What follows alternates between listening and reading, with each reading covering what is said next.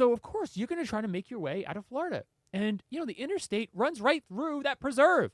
So, naturally, yeah, he's probably out of the state. This is ridiculous that they're still looking only in the nature preserve. Like, he must be somewhere. He must be hanging around with crocodiles and venomous snakes. I'm sorry. You should have woke me up. I know. Wait, no. You have to be nice. This is ruining this podcast, easy. Say something nice or I'm going to panic the whole time. Oh, no. You think I'm mad at you? Yeah.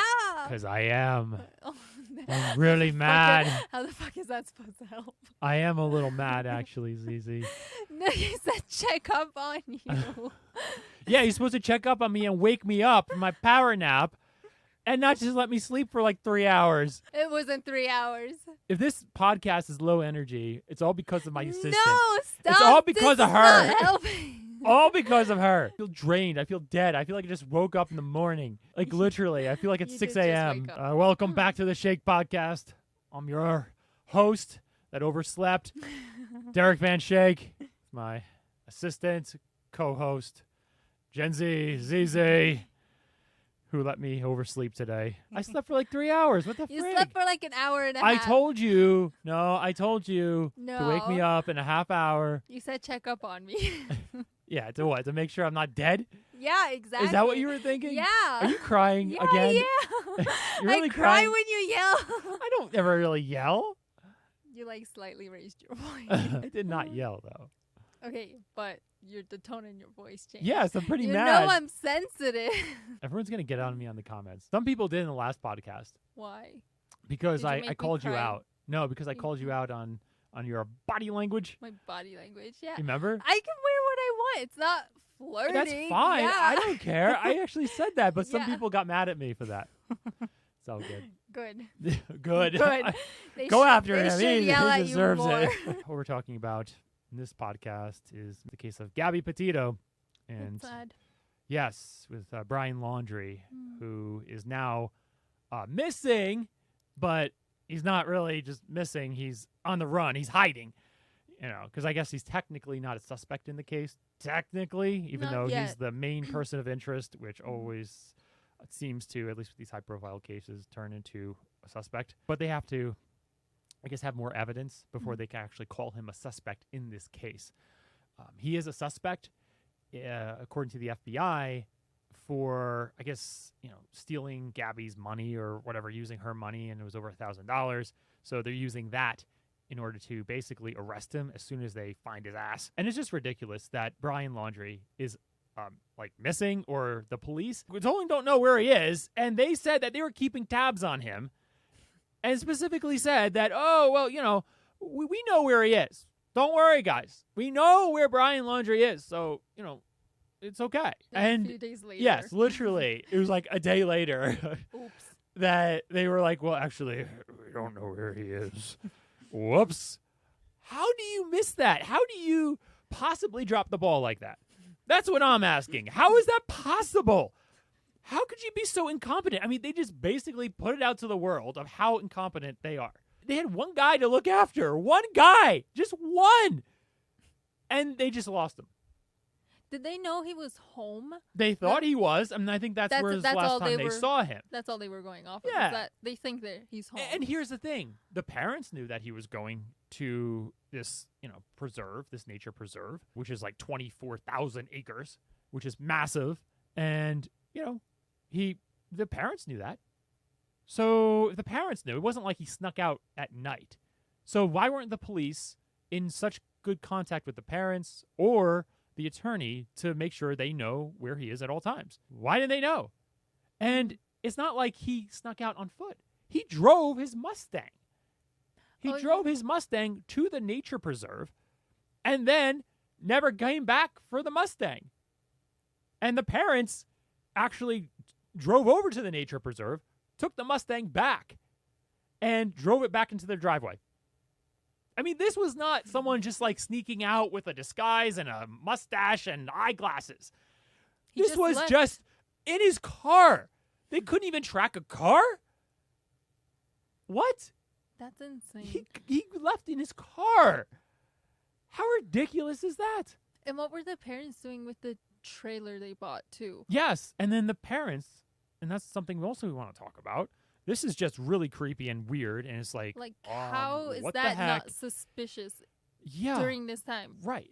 That the parents coincidentally bought a brand new camping trailer like a week after Brian came home from his trip alone back to the house in Florida.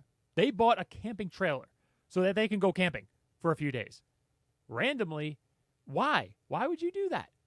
It sounds to me that they're trying to hide something. It sounds like they needed something that's closed so that they can move something. If Gabby was found a little bit closer, you could even say the parents even tried to, help him hide the body. Yeah. But, she was found in Wyoming, so probably not.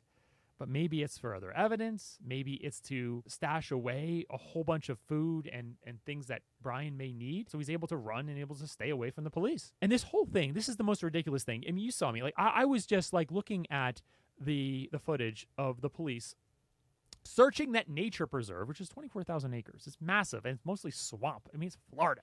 It's mostly swamp. And they're searching it still for a whole week. I was looking at that. I was just shaking my head. I was like, what? No. Can't these guys actually look at this and be like, yo, if I were Brian, because I can say myself, if I were Brian and I was stupid enough to do the crime and stupid enough to hide and run away, what would I do? Would I stay in a swamp, or would I try to get the hell out of Florida and make my way to the border? That's what I would do. I would try to get to the border. Yeah. I mean, I think anybody would. If you can escape and you can, try to hide, you're going to try to make your way to the border. That's the best chance of you getting away with the crime. Yes, the Canadian officials, Mexican officials, wherever, they can easily still arrest you because it's a crime in their country as well as the United States, so they can extradite you or whatever it's called, export you back into your home country. That's okay. But you're less known and less looked out for in Mexico or Canada than you are in Florida. Yeah. So, of course, you're going to try to make your way out of Florida. And, the interstate runs right through that preserve. So, naturally, yeah, he's probably out of the state. This is ridiculous that they're still looking only in the nature preserve. Like, oh, he must be somewhere. He must be hanging around with crocodiles and venomous snakes. And he had plenty of time to get away, too. Yeah. Like, he had almost a week in advance. A week head start. He had, I guess it was 5 days technically. About 5 days, right? He went missing. He went to the preserve, supposedly. That was the last time he was seen by his parents, supposedly. Which his parents are probably in on all this. They're totally in on all this.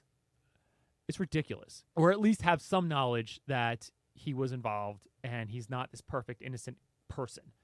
It's obvious. Any parent, any dumbass knows that it's like, oh, wait a second. You come back without the girl in her truck?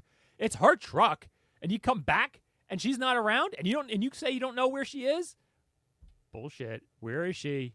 Come on. There's at least that conversation. yeah. Whether they want to acknowledge it or not, but they're somehow involved, or at least just trying to pretend that they don't know anything. And maybe not asking any questions because they don't want to actually admit that this guy, their son, did something horrific. Yeah. They know. And It they seems acted that quickly, too, because Yeah. for him to come home and Right. for them to buy that trailer Yeah. at that exact same time. right. It was within a week. There's no way. It was within a week. So they probably, I'm thinking, it was something to do with him and him hiding. So they probably either have a campsite for him somewhere, either in Florida or maybe outside the state. Probably outside the state, probably make more sense because Florida is the hot spot for him. So the farther you can get out of Florida and more into Georgia or Alabama, the better, as opposed to staying in Florida. So, they probably set up a campsite for him and gave him a whole bunch of food and water for probably a few enough. months. Yeah, Long until enough, things yeah. die down and they can come back and go on another little camping trip. Because that's what they probably do. Mm-hmm. At least that's what it seems like. It seems like they used it to try to hide him. There's a lot of questions they need to answer.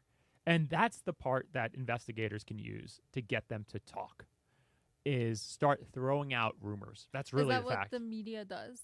Can. Kind of. I can. Okay. And that helps. Because what you can do is start throwing these rumors out that he was helped by the parents. He was helped by this person, or whatever, right? Or maybe even Brian himself committed other crimes. Oh. Accusing him in the rumor mill of basically creating it to get the suspect or the parents or people that could be involved to start talking to police to squash down the rumors. Should you be saying that though right now and posting it? Because what Why? if like Brian's watching this and Well, he's that's like, the point. he'll be like, oh, good tips. He'll learn. No, well, it's good tips. He should go and talk. That's the tip Yeah. for him. Go and talk, because right now there's a lot of rumors out there, buddy.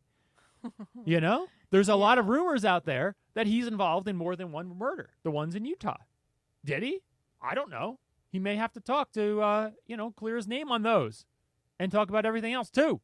So turn yourself in to clear a lot of things up, because right now, he may be a serial killer. More than just her.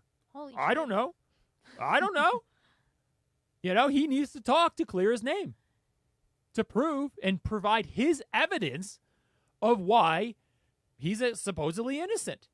So come clean, start talking to people, and, until you do, dude, there's a lot of possibility out there that he's involved in more than just her murder or any crime involving just her. Same with the parents. Is the parents involved? I don't know. Probably. They need to talk. Probably. They need to talk. Yeah. They need to talk. Present their side of the story and their evidence of why they're not involved in Brian going missing. I don't have children, so I can't really speak so much on it, but I would never let my kid get away with murder. Right but they now, don't the care. Parents are risking a lot because they can be in legal trouble too. They can. Of course, you have to prove it, though. And that's the problem a lot of times, too, with a lot of this, is that it's more than just what the internet thinks or what I think, what you think. It doesn't matter. It's what can be actually proven beyond a reasonable doubt in a court of law. All you see on social media is them having fun and laughing and being together and being in love. Yeah. Like, I don't know. get it. That's a little terrifying. Can't trust Yeah, anybody. but at the same time, it's true that what you see on social media is not what's actually happening. It's usually just the good. And like, oh, look how much fun we're having. And look at this. Look at the cool places we're seeing. And look, oh, we're so in love. And living out of a van, which seems terrible. Would you want to live out of a van? Nope. Oh, my goodness. I know people who do, who like go Do travel. they like it? I guess so. I don't They just really say it. They talk just to say them. that Yeah. they like it. They just say that they like it's easy. I doubt that they actually do. I don't know. I like drove to Seattle one time in like a big car, and I With your almost family? died with my family. And I was like, I will never do this again. I don't care if I fly a shitty plane. I'm flying wherever it is I want to go. You haven't gotten many road trips? That's not that far, Zizi. I know. Okay. And I almost died. Yeah, it's tough being in close quarters with somebody for that long. It's Everybody needs their alone time. Don't you agree? Yeah. Like, even if you're madly in love, and I think some people think that, oh, well, we're really in love and we like each other. No. It's cool when maybe you're all showered and you're set, but when you're all both smelly and dirty from living out of a van, it's not so cool anymore. And also starting social media is tough. It's tough. Yeah. Especially something, where Gabby was doing. It's so hard. She quit her job, bought a van, started a YouTube channel and a website and creating a blog, and was going to blog and film videos and edit videos in their van across country. That is actually extremely, extremely stressful. I'm not someone who actually gets a lot of anxiety. I don't really have that. I'm lucky, thank God. But What's that it- like? yeah, but like that actually sounds very anxious to me. Like actually feeling like I have so much work. She was actually still building her website when she was on the road. It wasn't like she had everything set, the framework set. She knew how to edit videos all the time, and she put these videos out, and then she goes on the road. And, she was starting everything from scratch right away in the van. And gosh, that's so stressful. I can only imagine. When you're starting out, now the channel has like probably almost 100,000 subscribers because people are curious if, she's going to post or someone's going to post on the channel and things like that. Starting out, she probably had like 4 subscribers. Yeah. Maybe a little bit more if she had some friends. Maybe call it like 100. That's hard. And it's scary. It's very anxious because you're feeling like, you're constantly spending money, especially if you don't have a lot of money. You're constantly spending a lot of money and not getting a lot of money back. It's really, really stressful. Yeah. You know what I mean? Yeah. So you can't. Can have you a imagine? Can you Lamborghini. imagine how stressful that is? Yeah.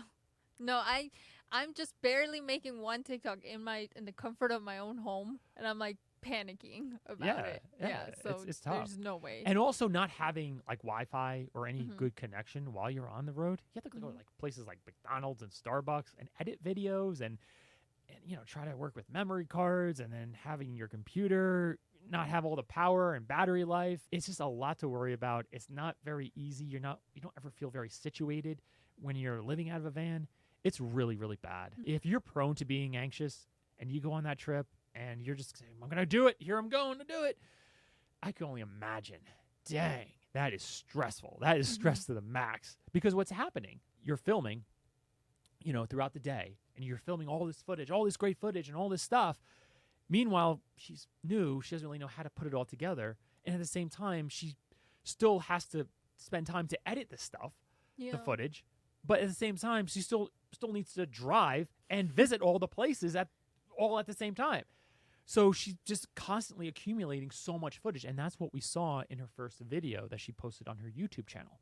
If you Okay. noticed, it was almost like this compilation of just everything that she did, with him. Oh, we went and we went here, we saw this beach, and then we ate this food, and then we slept in in a tent, and then we, had chocolate that was mold melted. All of that, all those days could have been its own vlog.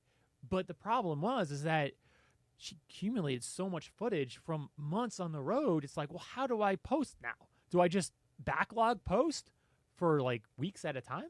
Is that what I do? Mhm. Or do I just quickly put together like a compilation that she put together instead of just its own, each day, its own vlog, which it should be? It would actually be kind of interesting. But if you post it as a compilation like she did, it's hard to get people's interest initially when people don't know anything about you, Mhm. as opposed to, hey, we're doing this today. Next day, Yeah. hey, we're doing this today. That's hard because you have to edit the video that day. Mhm. Whew, it's tough. And I'm working on a main channel video on some of body language in this case. I don't want to talk too much about it, but obviously it's highly requested. And yes, we'll be making more main channel videos. We're doing that. We just have other things going on with some other things. So building the studio, that was a whole big thing, a whole big process. And we finished it up with the lights and the front of the desk, as you can see, with the flashy lights and the stainless steel. So we're flashing tin cans easy. That's what we got going on here. Just going back to Brian for a second here. If you were Brian, where would you be? Huh. Would you be in that nature preserve No. sleeping with crocodiles and venomous snakes? Does No. that sound terrible? It sounds absolutely miserable. I couldn't Yeah. imagine a worse place to be. I mean, I'm not a big fan of sleeping with crocodiles and, venomous snakes. I'm just not a big fan of either. Some people are like, oh, look, a venomous snake. Let me pet you. I don't know that person, but maybe they're out there. If you know they're after you and you know they're looking for you, are you going to stay in the same area that they're searching? No, there's a highway that leads out to Right. literally anywhere but Florida. Right. So let's get on that.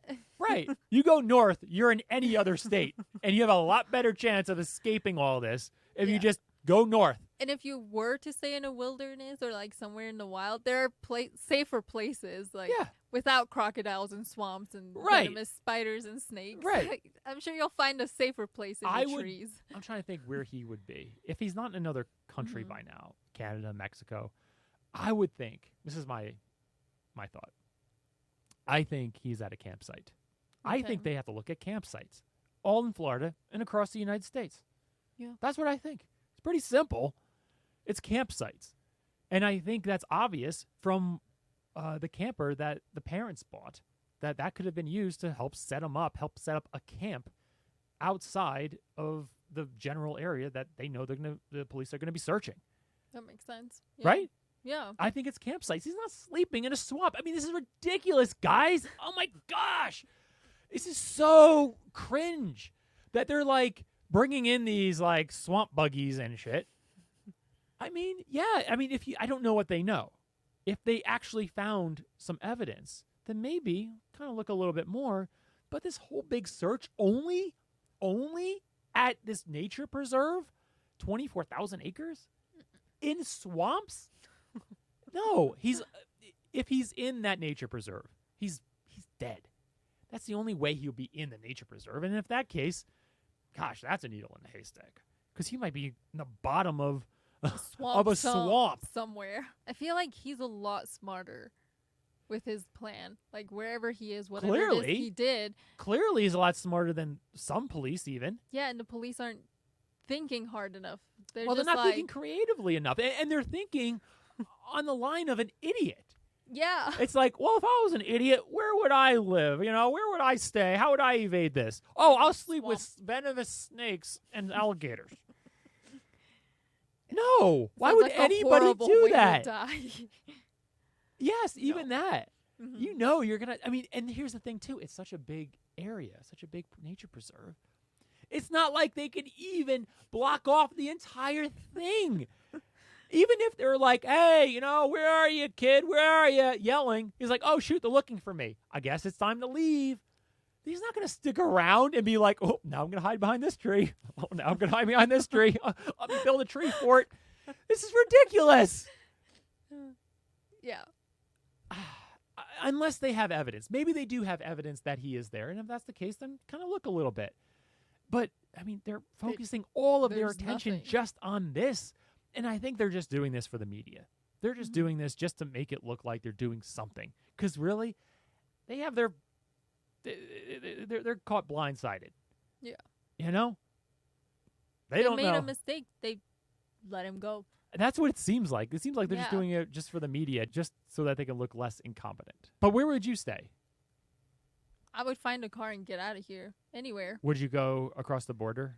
Yeah. To Canada? I would. Especially right when they lost him and I was still a person of interest, technically. He wasn't looked at as much and people weren't looking for him as much. Yeah. And here's another thing that I would do personally. Okay? Everyone's looking for what kind of guy? A guy that's bald and who has a beard. Two of the easiest things to at least temporarily fix. Shave your beard and wear a wig. That's all you need to do. And then you're just gone. Yep. No one will ever recognize you. You think he's walking around? If he is, he's a real big idiot. Like, he's more of an idiot than we can ever imagine. But you think he's walking around with his normal beard and a shaved head. That's what everyone's looking for. Everyone's, like, every single person. I think that's, like, the majority of the tip lines anyway. Yeah. The FBI gets. I saw a guy. He's thin. He has a beard and a shaved head. It's Brian Laundrie. They already made the mistake. They were like, someone caught someone on camera, and police on the deer camera. Yeah, that was set up to, I guess, catch deer and see what kind of wildlife is coming through the area. Yeah, and everyone's like, "Oh, look, it's Brian Laundrie." It looked like him. Sure, it did, because he had a shaved head and a beard. But if you have long hair, you have a wig, and shave your beard, then all of a sudden you don't look like Brian Laundrie anymore. It's ridiculous.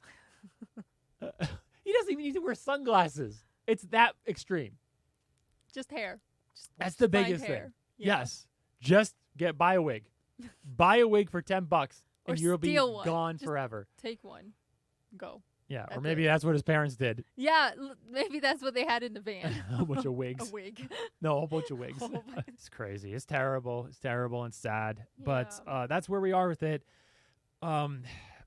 Yeah, so technically, Brian is not suspect. We'll see what happens, see what kind of evidence they actually get. Probably only a matter of time before they actually get enough evidence to call him a suspect. Yeah, and they have to wait for the results of the autopsy, too, to see what actually killed her.